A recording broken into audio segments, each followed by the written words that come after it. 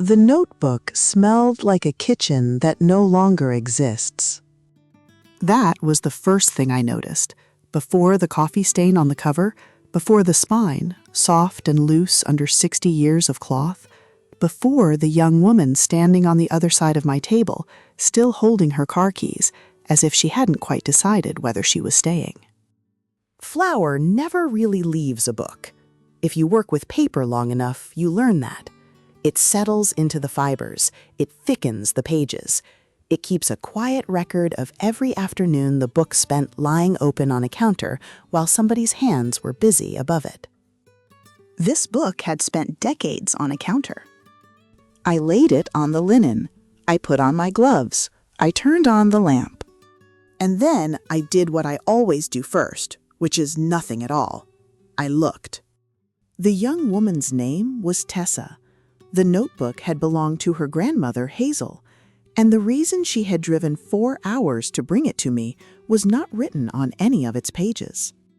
It was underneath them. She didn't know that yet, not exactly. What she knew was this. Somewhere inside this perfectly ordinary recipe book, her grandmother had sealed something away on purpose, and she was too afraid of tearing the last thing she had left of her to go looking alone. She was right to be afraid, and she was right to come.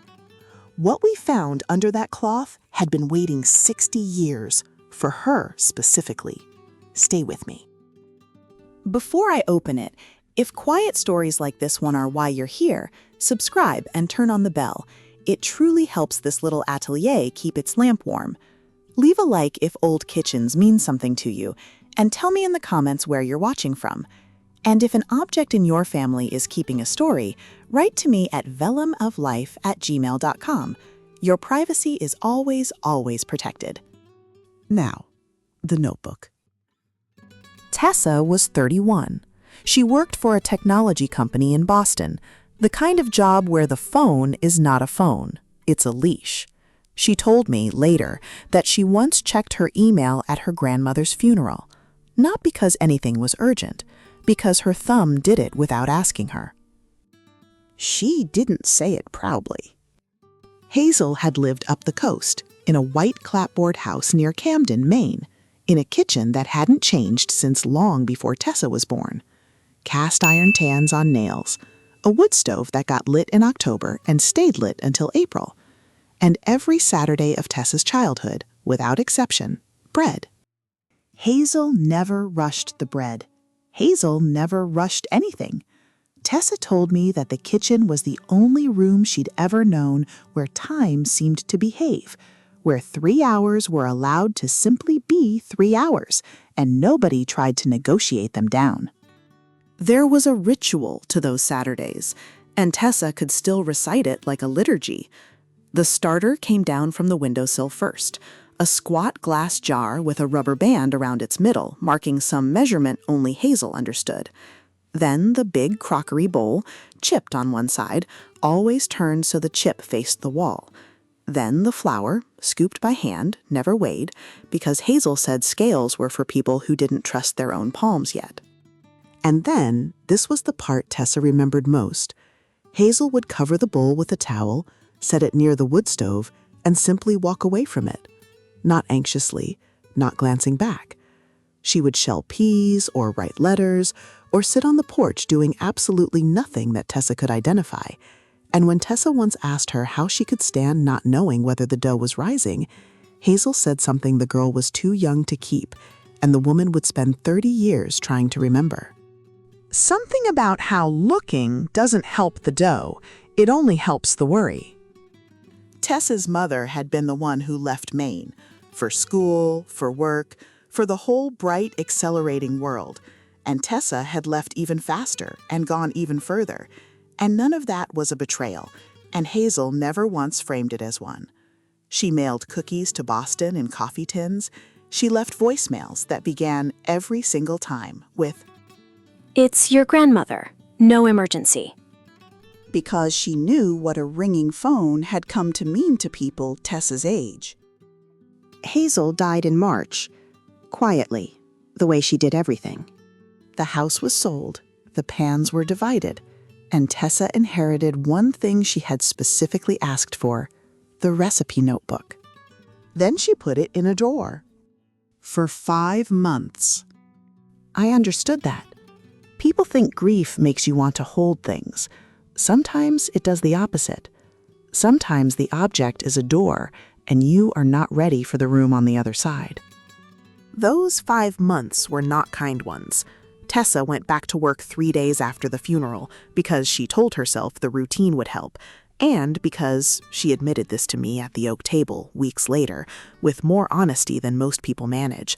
A part of her was relieved to have somewhere to put her attention that wasn't the shape of the loss. The company was in the middle of a launch. There is always a launch. She worked the way you work when working is also hiding. Early, late, weekends, her calendar a wall of other people's urgencies, stacked so tightly that grief couldn't find a gap to come in through. Except it doesn't need a gap. It waits. It's patient. Patient the way old thread is patient. It found her in August at 2 a.m. for no reason her doctor could name. That August night, awake in an apartment that suddenly felt like a hotel, Tessa finally opened the drawer. She sat down on her kitchen floor in Boston, in a kitchen where nothing had ever been baked, where the oven still had the manual inside it, and she turned the pages of her grandmother's handwriting for the first time since the funeral. Handwriting does something a photograph can't. A photograph shows you a person. Handwriting shows you their hand, moving, deciding, pressing harder on some words than others. Hazel bore down on her ingredient lists and went feather light on her opinions, and both were unmistakably her. And Tessa sat there on the cold tile, touching lines of ink that her grandmother's actual hand had actually made. 60 years of Saturdays compressed into a book that smelled faintly, impossibly, of flour. Chowder, molasses cookies, blueberry buckle, notes crowding the margins in Hazel's slanted hand, less salt for Frank. Doubles well. Never again. Underlined twice. Next to a recipe for aspic. Tessa laughed alone on her kitchen floor at 2 a.m. Then she cried a little. Both things, she told me, felt like the first honest breaths she'd taken in months. And then she reached the bread. Hazel's winter bread. A full page in careful ink, more careful than anything else in the book. Flour, water, salt, a spoonful of honey. The starter, ask the jar on the windowsill, which made no sense anymore because the jar and the windowsill were gone. And at the bottom of the ingredient list, one more line. Not an ingredient, a sentence. One ingredient is not on this list. The bread will tell you when you found it. Tessa read that line maybe 30 times. Remember it. The whole story lives inside it. The instructions were stranger than the ingredients. Wait 3 hours. Do not look. If you are in a hurry, stop. Come back when you aren't. The dough can tell. It always can. Tessa attempted the bread on a Tuesday night, after work, with a conference call still ringing in her ears. She measured everything twice. She set a timer. She checked the dough at 40 minutes because 3 hours felt theatrical, and again at 1 hour, and again at 90 minutes, lifting the towel like a nurse checking a chart. The bread came out dense as a doorstop. She ate one slice out of stubbornness and threw the rest away, and she was surprised, genuinely surprised, by how much it hurt. She tried again the following week. She shortened the second rise just slightly, just enough to get to bed at a reasonable hour, because she had a 9 a.m. and the dough didn't. The dough apparently disagreed. Flat, pale, sour in the wrong way. She told me she stood over that second failed loaf and heard her own voice say, out loud, in an empty apartment, What do you want from me? Which is a strange thing to ask a loaf of bread. Unless it isn't the bread you're asking. She almost stopped there. This is the part of the story I want you to sit with, because it's the part most people live and few people notice. The moment where quitting would have been completely reasonable. She had a demanding job. She had a grief she was managing responsibly, by which we usually mean postponing efficiently. She had proven twice that she was not her grandmother. She could have closed the notebook, put it back in the drawer, and told herself she would try again someday. And someday, as you and I both know, is where things go to be loved in theory. What stopped her wasn't willpower. It was a line she noticed on the third read of the recipe, tucked between two instructions, so small she had skimmed past it twice. The bread is not the hard part. 5 words, no explanation. Hazel never explained. Hazel planted. Tessa read those 5 words in her silent kitchen, standing over a failed loaf at 11 at night, and she understood, not intellectually, but the way you understand a hand on your shoulder, that her grandmother had written that line for someone exactly like her, maybe for her specifically, a woman who could ship a product to 2 million users, but could not sit near an oven for 3 hours without supervising it. The third attempt was different, and it was different before the flour ever left the bag. It was a Friday evening.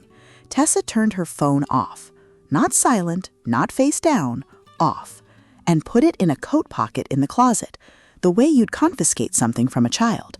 She told no one. There was no one really to tell. And she gave the bread her whole weekend. She followed every line like scripture. She waited the 3 hours, and she did not look. She sat in a chair near the oven with nothing in her hands, and for the first 20 minutes it was, in her words, unbearable. And then, somewhere in the second hour, it wasn't. The apartment got quiet in a way she didn't recognize. She noticed the light moving across the floor. She thought about her grandmother's forearms, dusted white, and the sound a wooden spoon makes against a crockery bowl, and a Saturday she hadn't remembered in 20 years. She kneaded. Her hands were bad at it, and then, gradually, less bad, finding a rhythm that felt borrowed, fold, press, quarter turn, and somewhere in that rhythm she realized her shoulders had come down from around her ears for the first time in longer than she could account for. She waited again. She still did not look. The second wait was easier than the first, which surprised her, and would not have surprised Hazel at all. She made tea. She read 11 pages of a novel that had been sitting on her nightstand since Christmas. At one point, she caught herself walking toward the closet where the phone was, not deciding to, just drifting, the way a body drifts toward its habits. And she stopped in the middle of the room, and she laughed at herself, out loud, alone, and it was not a bitter laugh. She told me later that the strangest part of the whole weekend was discovering how loud her apartment was once it went quiet. The refrigerator had a hum, the radiator had opinions. The building itself creaked and settled like something breathing. All of it had been there for 3 years. She had never heard any of it. And on Sunday afternoon, her Boston apartment, 11 floors up, all glass and induction burners, filled, completely and impossibly, with the smell of a farmhouse kitchen in Camden, Maine. The loaf came out golden. It crackled as it cooled, that small ticking sound, like something settling into itself. She ate the first slice standing at the counter with butter melting into it, and she cried, the way you cry when something is finally simple. She never told me whether she'd figured out the missing ingredient by then. I think the bread had told her. I think she just wasn't ready to say it out loud. But the notebook wasn't finished with her, because that night, while she was brushing the flour off its cover, gently, gratefully, she found what her grandmother had hidden, or rather, the first layer of it. The last few pages of the notebook were stuck together. Not humidity stuck, not flour and decades stuck. Tessa had spent enough nights with the book by now to know its ordinary imperfections. This was different. The final pages were sealed flat along their edges, evenly, deliberately, all the way around. Glued. By hand. By Hazel. Why does a woman glue shut the last pages of her own recipe book? Tessa did what I wish more people did. She went slowly. She thought about it for 2 full days first, which tells you the bread had already changed her, because the Tessa of a month earlier would have had those pages open before her coffee finished brewing. She looked up how to release old paper adhesive. She practiced on a paperback she didn't care about.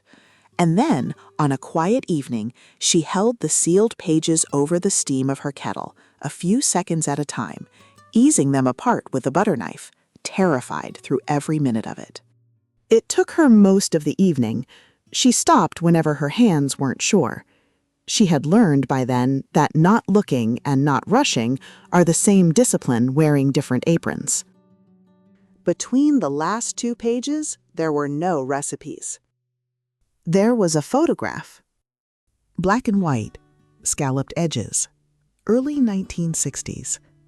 A young woman in a farmhouse kitchen laughing at something outside the frame, flour up her forearms, a checked apron over a house dress. Hazel, decades before she was anyone's grandmother.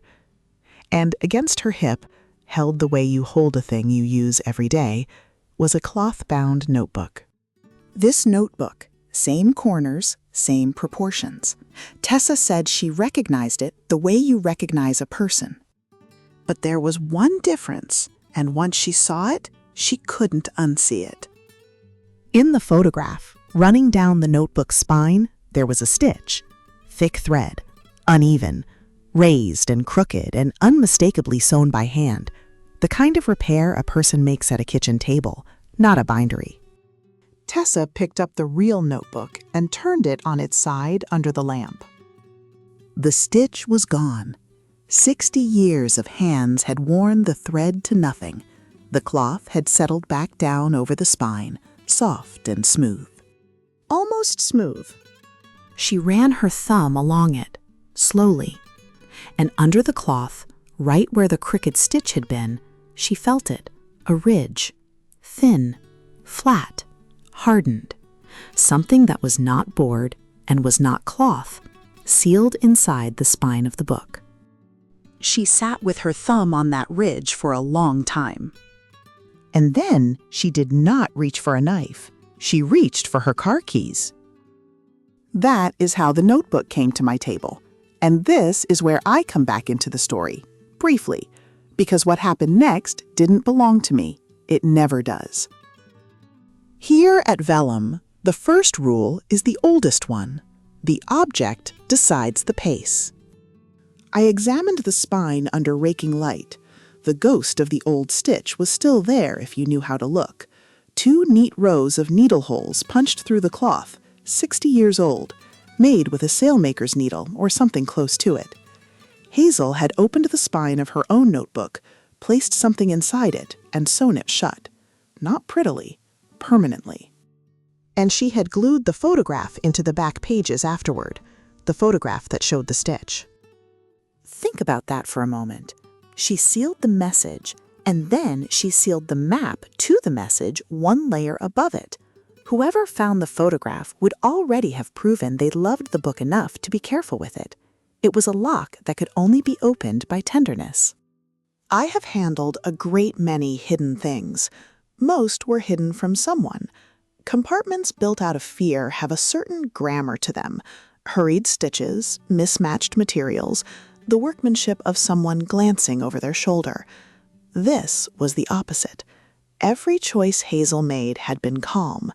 The thread was waxed properly. The envelope had been placed flat against the board so it would never crease, never rattle, never announce itself. She had taken her time hiding it because she was not hiding it from anyone alive. This one was hidden for someone. That is rarer than you'd think, and you can feel the difference through the gloves. I asked Tessa the only question I ever really ask, which is whether she wanted to be present for the work. Some people don't. Some people wait by the window or come back the next day, and there's no shame in either. An opening is a kind of exposure, and not everyone wants to watch. Tessa didn't hesitate.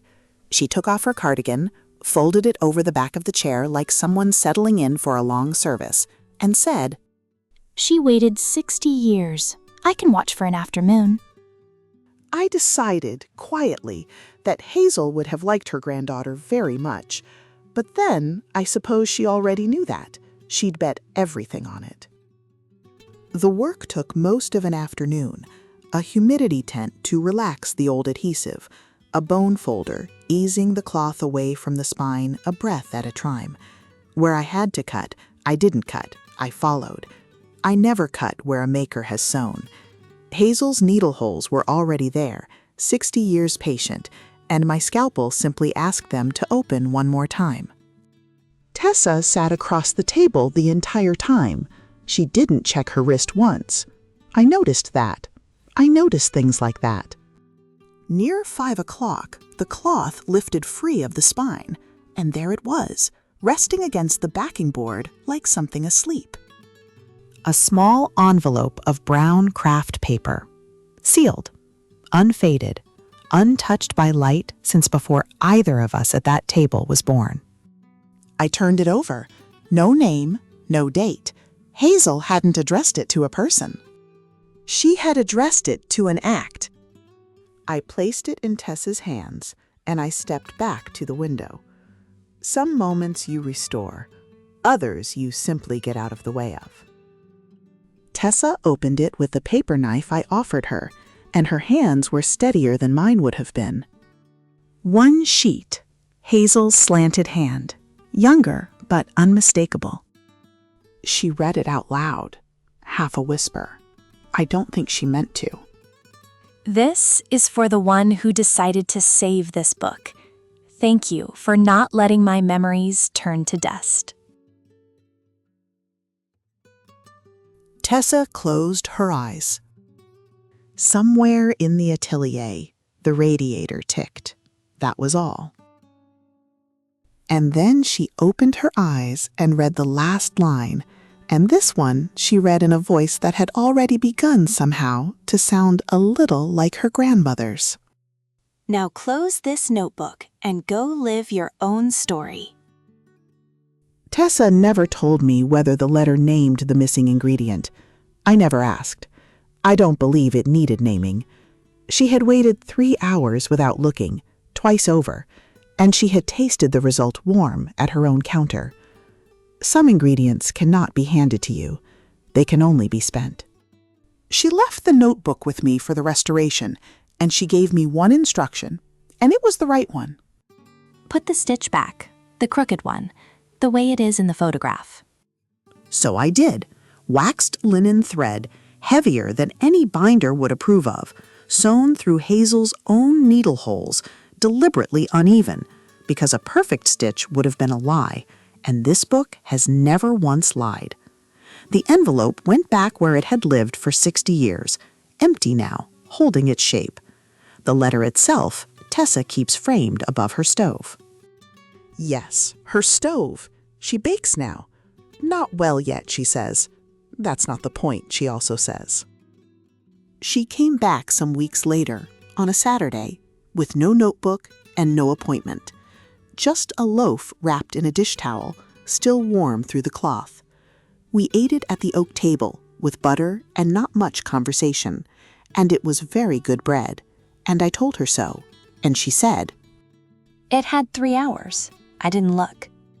She'd left her phone in the car. I noticed that too. She told me, over the second slice, that she'd started something small. Saturdays, her phone lives in another room until the bread is out of the oven.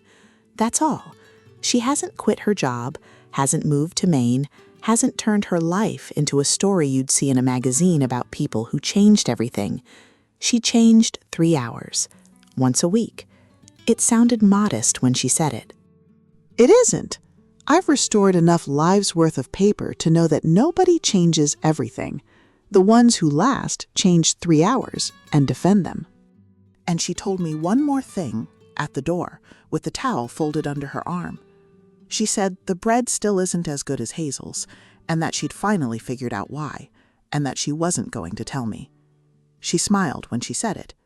Hazel's exact kind of smile, I'd wager, though I only ever met Hazel in black and white. Some recipes are meant to stay one ingredient short in the telling. That's how you know they're still alive. People ask me sometimes about Hazel. What kind of woman seals a letter inside a spine and waits 60 years, trusting a stranger she'll never meet? I'll tell you what kind. The kind who understood that some things aren't hidden to keep people out.